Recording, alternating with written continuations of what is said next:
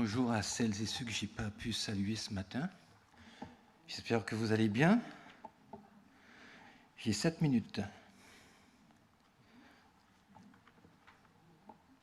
C'est pas à midi que vous terminez ? Il faut changer le panneau à l'entrée de l'église d'ailleurs. Alors,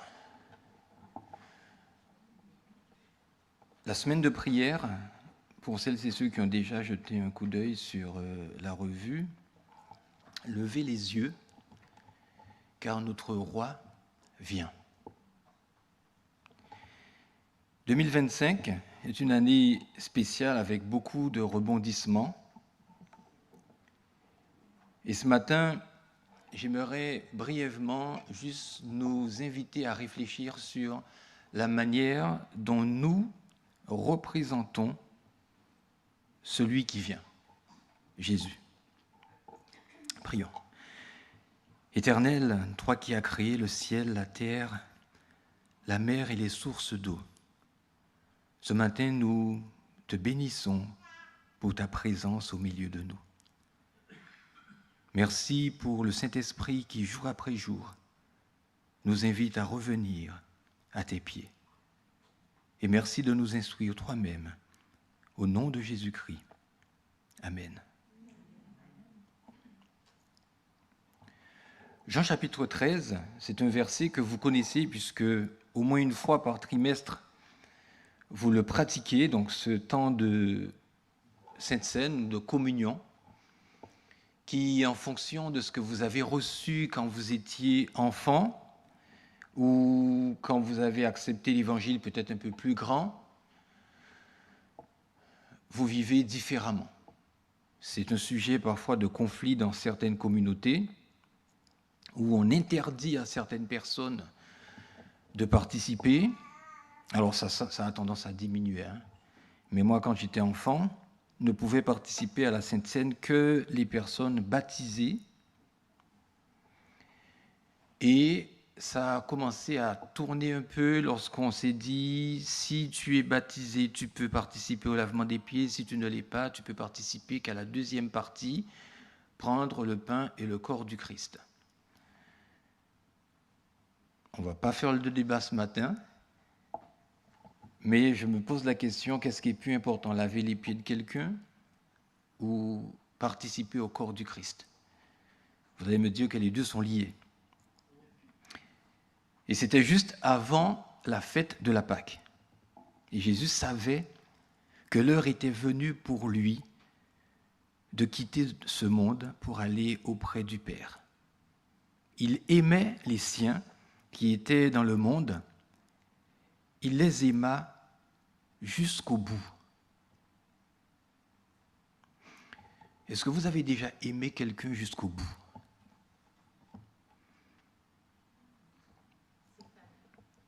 Ah ben c'est toi qui dois savoir. Aimer quelqu'un jusqu'au bout, qu'est-ce que ça signifie pour vous? Jusqu'à la mort. Ça peut être jusqu'à la mort, oui. Sans condition. Alors, on m'a dit, témoin de l'amour du Christ. Aimer jusqu'au bout, chacun y met ce qu'il veut. Ça peut être, j'ai une baguette, c'est tout ce qui me reste, la veuve de Sarepta, mais je vais d'abord donner à la famille qui est à côté la baguette, et après, on verra ce qui se passe. Alors, on est naturellement enclin à s'aimer soi-même d'abord. On appelle ça l'instinct de survie, on se protège. Et quand on accepte Christ, les valeurs changent. C'est l'autre qui passe d'abord. Et Jésus, il est là avec ses disciples, et le texte nous dit qu'il les aima jusqu'au bout, jusqu'à la fin ou au plus haut point. Jésus et ses disciples prenaient le repas du soir, et le diable avait déjà mis dans le cœur de Judas, fils de Simon l'Iscariote, l'idée de livrer Jésus. Jésus savait que le Père avait tout remis entre ses mains, que lui-même était venu de Dieu et qu'il retournait à Dieu. Donc il se lève de table, il ôte son vêtement de dessus, il prend une serviette dont il s'entoure la taille, ensuite il verse de l'eau dans une cuve et se met à laver les pieds de ses disciples, puis à les essuyer avec la serviette qu'il avait autour de la taille. Il arrive à Simon qui lui demanda « C'est toi, Seigneur, qui me laves les pieds ?» Jésus lui répondit « Tu ne sais pas maintenant ce que je fais, mais tu comprendras plus tard. » Alors Pierre lui dit « Non, tu ne me laveras jamais les pieds. » Jésus continua « Si je ne te lave pas, tu ne partageras rien avec moi. » Simon Pierre répliqua « Alors Seigneur, tu ne me laves pas seulement les pieds, mais aussi les mains et la tête. » Jésus ajouta « La personne qui a pris un bain n'a plus besoin de se laver, sinon les pieds, car elle est entièrement propre. Vous êtes propres, vous, mais pas tous cependant. » Qu'est-ce que pour vous un témoin ?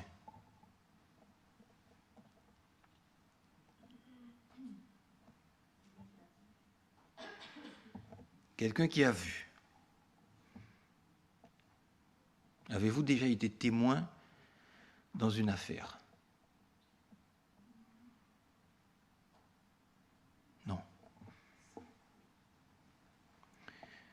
Quand j'étais à Lyon, un jour je partais en visite à scooter et il y avait une grande descente, un peu resserrée,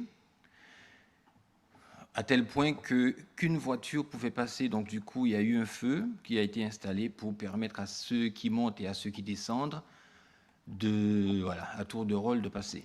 Et donc moi j'étais là, ce feu en descendant, et j'attendais.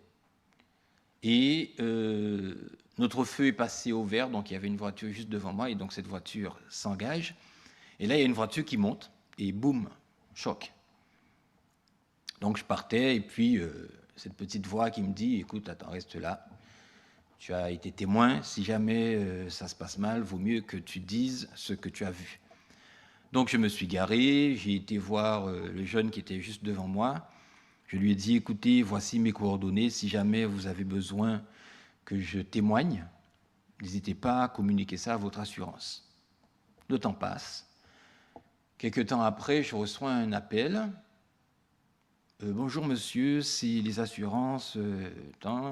Est-ce que vous êtes bien Thierry Mathieu? Est-ce que vous avez été témoin d'un accident qui s'est déroulé tel jour? Alors je dis oui. Est-ce que vous pourriez, s'il vous plaît, nous envoyer à telle adresse le récit de ce que vous avez vu? Donc du coup, je rédige un courrier, je l'envoie par mail, et puis je pense que c'est terminé. Quelques semaines après, je reçois encore un appel. « Bonjour, monsieur Mathieu, c'est les assurances un tel. Est-ce que vous seriez celui qui a été témoin ?» Et là, ça m'a fatigué. Je me suis dit, mais les gens quand même. Alors j'ai dit gentiment à la dame, « Écoutez, j'ai déjà rédigé un témoignage, je l'ai envoyé à telle adresse, donc mettez-vous en contact avec vos collègues pour pouvoir trouver ce courrier et éviter de m'appeler à chaque fois. » Et je me suis dit, si en tant que témoin, je suis fatigué par les gens qui me demandent de témoigner, est-ce que je suis un bon témoin? Oui. Je suis censé être témoin de l'amour de Jésus. Vous savez, il y a des gens qu'on qualifie d'aimables. Ah, il est aimable ou il est adorable, ce monsieur ou cette fille, cette personne. Et il y a les autres.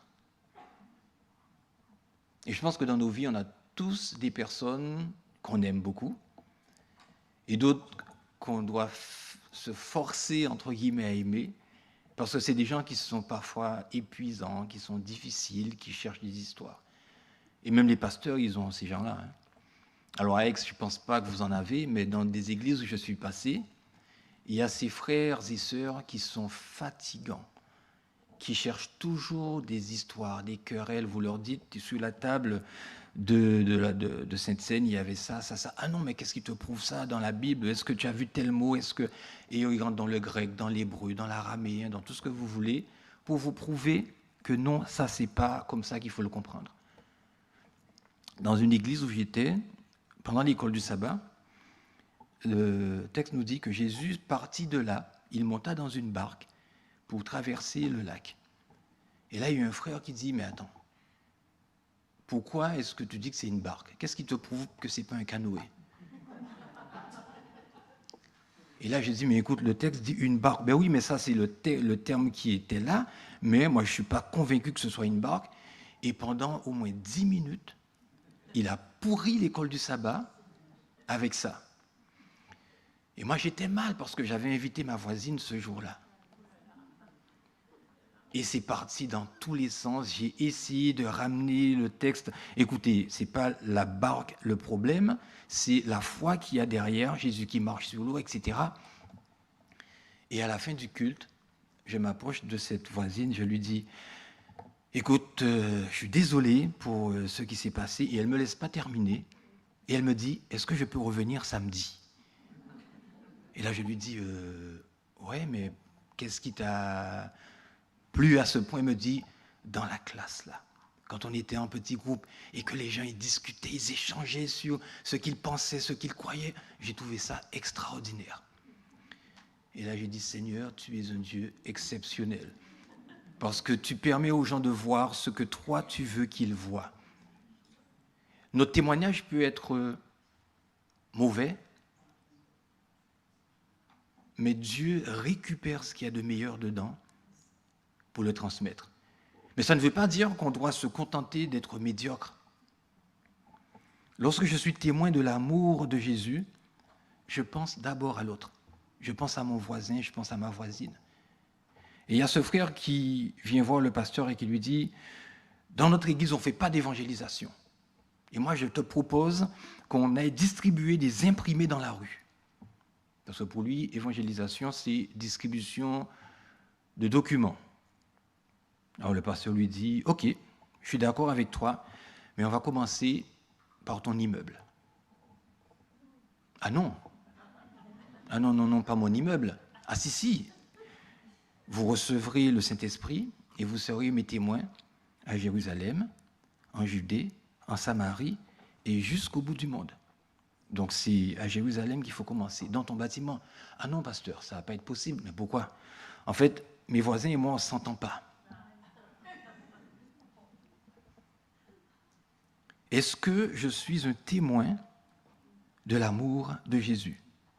Donc Pierre, lui, il refuse que Jésus lui lave les pieds parce qu'il est dans cette notion de « mais non, ça ne peut pas être le maître, celui qui est au-dessus, qui fait ça, il n'est pas digne en tant que disciple de recevoir. » Mais Jésus nous dit que c'est par là que l'amour commence.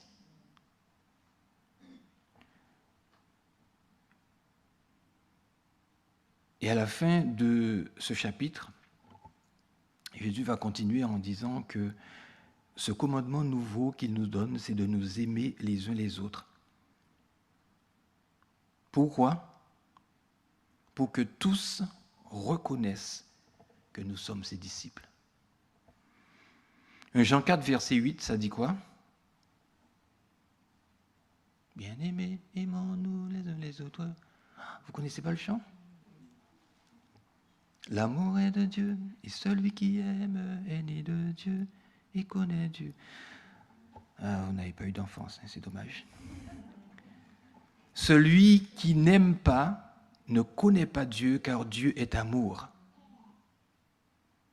Voici comment Dieu a manifesté son amour pour nous. Il a envoyé son Fils unique dans le monde afin que nous ayons la vie par lui. Et voici en quoi consiste l'amour. Ce n'est pas nous qui avons aimé Dieu, c'est lui qui nous a aimés. Il a envoyé son Fils qui s'est offert en sacrifice pour le pardon de nos péchés. Quand vous avez du mal à aimer quelqu'un, alors si ça vous arrive, vous faites quoi? Vous vous dites, vous l'aimerez quand Jésus va revenir?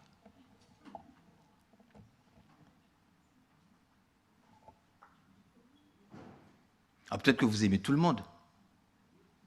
C'est merveilleux. Quelqu'un qui vous a blessé, qui vous a fait du tort, qui a raconté des choses fausses sur vous,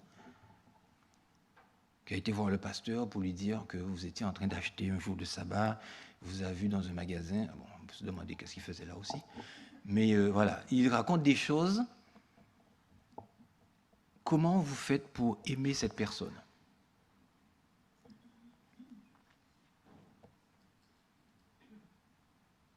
Ah, vous m'inquiétez, les amis. Je demande à Dieu de me transformer. Et ça marche.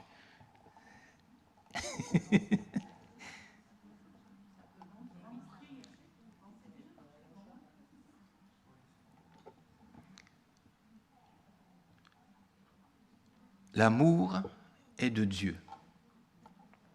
Ça veut dire que naturellement, je ne peux pas aimer comme Dieu aime. Notre amour, il est égoïste. C'est-à-dire que j'aime parce que. Et les jeunes qui tombent amoureux, qui, en général, ils voient une jolie fille ou un joli garçon, ou quelqu'un qui a des qualités extraordinaires, on est d'abord attiré par quelque chose. Et en discutant, en approfondissant, on se dit « Ah, mais c'est vraiment une belle personne ». Et on continue notre chemin ensemble, jusqu'à ce qu'on se marie. On dit que l'amour rend aveugle et le mariage rend la vue. On se rend compte que, mais non, mais c'est pas la personne que j'ai épousée. Si nous ne demeurons pas dans l'amour, nous n'allons pas pouvoir aimer comme Jésus. Dieu est la source de l'amour. Ça veut dire que si je veux témoigner pour lui, il faut que je demeure à ses pieds. Quelqu'un a dit tout à l'heure, nous prions. La prière, c'est le moyen que Dieu a choisi pour nous permettre d'entrer en contact avec lui. Quand vous n'arrivez pas à faire quelque chose, demandez à celui qui peut tout. Alors ça paraît très simple comme ça, mais Dieu peut déverser son amour dans nos cœurs. Et les personnes que nous avons du mal à aimer, nous finissons par nous rendre compte que on arrive à passer dessus. Des gens qui sont tout le temps agressifs envers nous, et au départ on réagit en priant et en demandant à Dieu, Seigneur, il faut vraiment que tu fasses un travail en moi, parce que cette personne-là, il m'est difficile de l'aimer. Et n'ayons pas peur, ne faisons pas semblant avec Dieu. On peut faire semblant avec le pasteur ou avec un membre d'église. Ah oui, mais tu sais, j'aime tout le monde. Mais on ne peut pas faire ça avec Dieu. Quand tu présentes ton offrande à l'Éternel, si tu te souviens que ton frère ou ta sœur a quelque chose contre toi, laisse ton offrande, va le voir. Fais la paix et reviens offrir ton offrande. Et je pense que si Dieu fonctionne avec vous comme il le fait avec moi, quand je prie, il me dit Titi, tu sais, telle personne, tu lui as un peu parlé bizarrement, donc il faudrait que tu l'appelles, que tu lui envoies un message, que tu demandes pardon. Et ça arrive souvent quand on est à genoux et quand on est vraiment en communion avec lui. Parce que Dieu est un Dieu vrai, un Dieu juste, un Dieu d'amour. Et il voudrait que nous soyons de réels témoins. Quand votre voisine ou vos voisins vous appellent pour vous demander un service, la manière dont vous allez répondre va soit glorifier Dieu, soit ne pas le glorifier. Alors j'aime être assez pratique. C'est pour ça que je vous pose des questions sur la manière dont nous pouvons réellement démontrer que nous nous aimons les uns les autres. Alors les gens nous disent que Jésus nous dit que c'est en nous aimant que les gens du monde vont voir que nous sommes ses enfants, que nous sommes ses disciples, que nous sommes ses témoins. Est-ce que vous vous voyez dans la semaine? Pas trop, hein? Ben, c'est l'Église. En plus, vous êtes dans une impasse. Alors, pas... je parle de la rue. Ouais. Comme la plupart des églises, d'ailleurs. À Angoulême, c'est pareil, c'est une impasse. À Périgueux, c'était une impasse. Ils ont vendu, maintenant ils sont dans un autre local. Mais la plupart des églises que j'ai fréquentées, c'est des impasses. On se demande pourquoi on n'a acheté que des locaux dans des impasses. Peut-être pour faire passer un message au monde, quand vous êtes dans l'impasse, revenez à Jésus. Je ne suis pas sûr qu'on le capte. Et en revenant ici, je me suis dit, mais comment les gens du quartier sauront que cette église existe? Parce qu'il n'y a pas de porte qui donne sur l'autre côté, là. Il faut peut-être casser un mur pour... Donc si on ne sait pas que cette église est là, en tout cas s'il n'y a rien qui invite les gens à passer, alors je ne dis pas de faire des conférences pour que les gens viennent, ça c'est pas sûr que ça marche, mais faites un truc social, je ne sais pas, écoutez, mercredi à telle heure, de telle heure à telle heure, on donne des cours de soutien scolaire pour tous les enfants et c'est gratuit. Vous mettez des affiches un peu partout, c'est un exemple. Les gens vont se dire, tiens, du soutien scolaire quelque part, c'est où cette impasse? Et faire des activités qui invitent les gens à venir récupérer quelque chose à leur bénéfice. Alors, il ne s'agit pas de faire des cours de soutien scolaire avec des versets bibliques dedans. Tu vas recopier pour moi ce texte-là pour voir si tu l'écris bien. Mais quelque chose de gratuit et de total. C'est-à-dire qu'on offre un service à la population. On leur montre qu'on est intéressé par eux. Et je pense que d'ici quelques mois, quelques années peut-être, les gens diront, oui, si tu as besoin, tu vas dans l'impasse tel endroit. Bon, quand ils vont arriver, ils vont voir la vieille affiche qui est toute déprépie avec le nom de l'église. Alors, je ne sais pas si vous connaissez l'église de Lyon-la-Passerelle.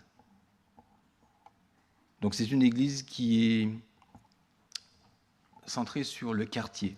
C'est-à-dire que tout ce qu'ils font, ils le font pour le quartier. Alors, ils ont le sabbat comme nous. Ils n'ont pas de banc, c'est des tables de café avec des chaises, on s'assied. Donc, tout le monde peut venir. Tout le monde arrive. Donc, le sabbat matin, les visiteurs commencent par une infusion. Et ils peuvent même avoir leurs infusions pendant le temps d'école du sabbat, pendant le culte. Alors, ça peut choquer certaines personnes. Ils ont une chorale qui est ouverte. Et à la fête du quartier, ils chantent. Ils donnent des cours de soutien, des cours d'informatique. Ils ont un atelier pour les femmes qui veulent discuter, qui veulent échanger. Ils ont un atelier aussi pour discuter d'un livre quelconque. Et ils sont connus pour ça.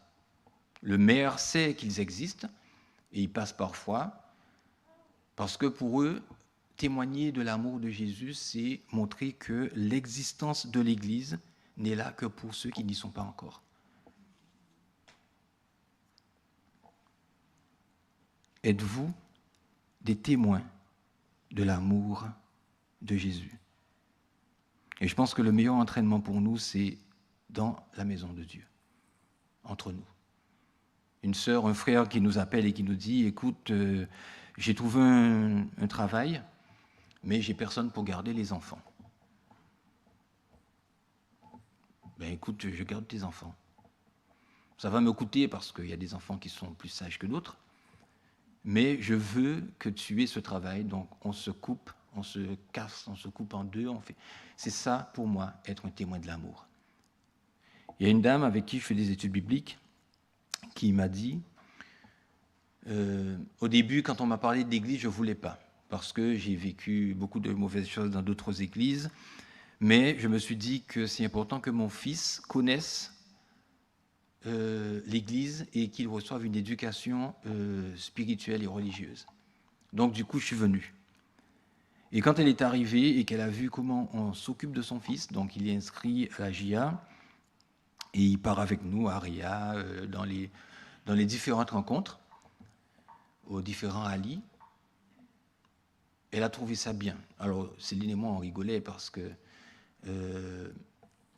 une fois, il y avait un rallye qui a été annulé parce qu'on n'avait plus de véhicule. Et elle était déjà sur un autre programme puisque son fils partait avec nous, donc du coup, elle partait en week-end.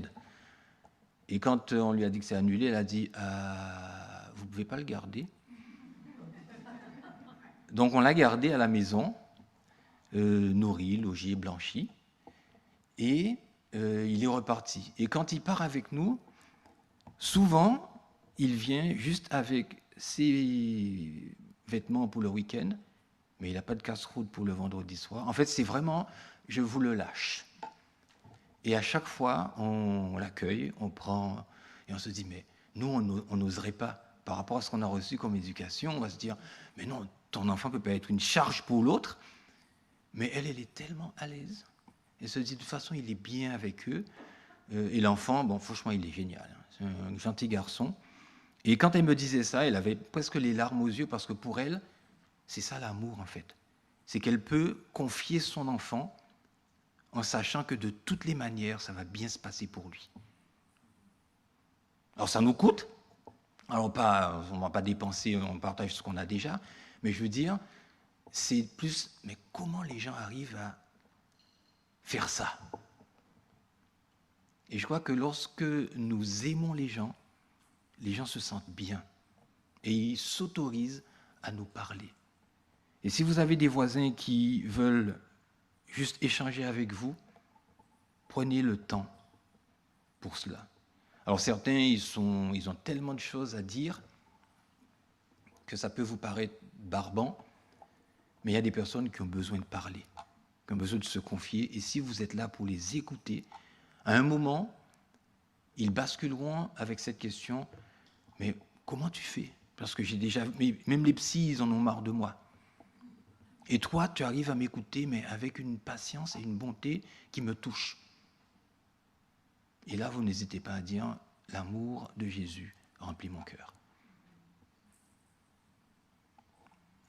Cet après-midi, nous verrons ensemble, donc nous aurons 2 ateliers avec Céline sur la prière personnelle. Donc comment avoir une relation personnelle avec Dieu, comment agrémenter ces moments-là. Et avec moi, la prière d'intercession, ce que c'est, comment est-ce qu'on peut le pratiquer. Et après, on changera, donc tout le monde participera aux 2 ateliers, donc c'est entre 40 et 45 minutes. Parce que si je n'ai pas de temps personnel avec Dieu, je ne peux pas être témoin de son amour.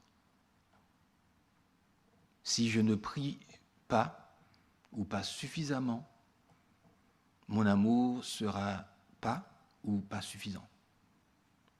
Il faut qu'on aille à la source. Et la source de l'amour, c'est Dieu. Et vous voyez comme moi ce qui se passe dans le monde. Vous voyez les difficultés qu'on rencontre. On vit dans un pays où le gouvernement est en train d'essayer de trouver un équilibre. Les choses ne vont pas aussi bien qu'on le voudrait. Et selon ce que la Bible nous dit, ça ne va pas aller en s'améliorant. Mais Jésus nous a dit que votre cœur ne se trouble point.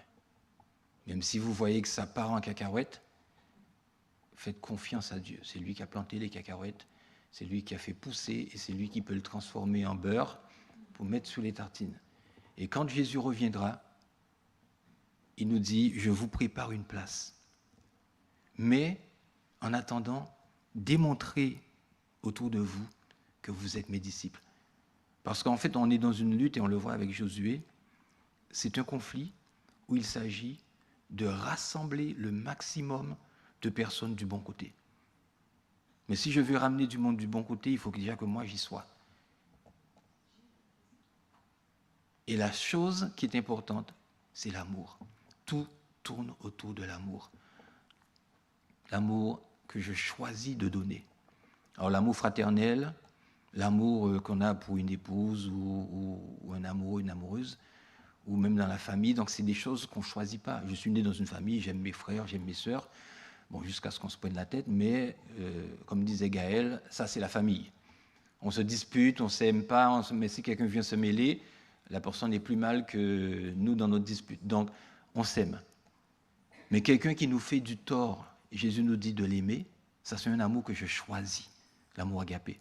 Je choisis de donner cet amour parce que Dieu met cet amour en moi.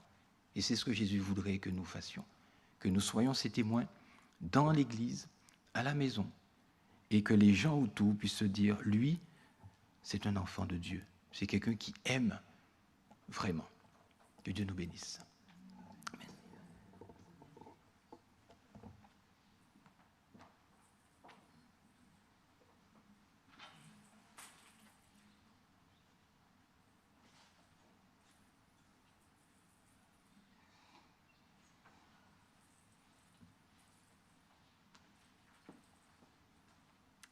Merci pour ce message et cet appel à aimer, à ressembler à Jésus aussi.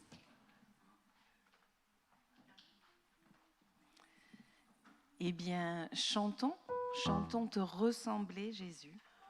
Le cantique 330, tu donnais les gloires.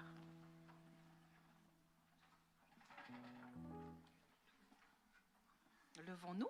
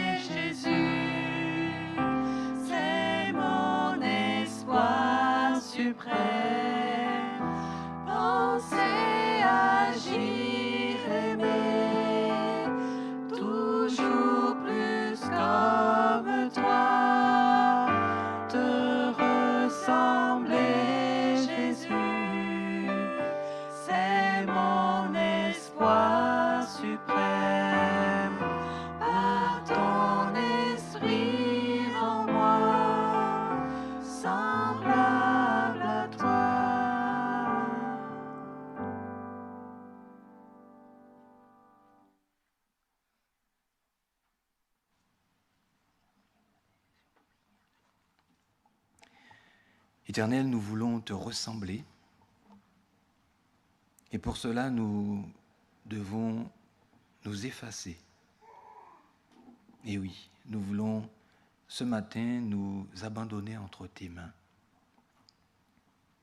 Car c'est toi seul, par la puissance du Saint-Esprit, qui peut changer ce cœur de pierre que nous avons en un cœur tendre, un cœur rempli d'amour. Façonne-nous. Et même si parfois ça fait mal, tu es celui aussi qui console, celui qui guérit. Merci en ce sabbat matin de remplir à nouveau notre cœur de ton amour. En Jésus-Christ, nous prions. Amen.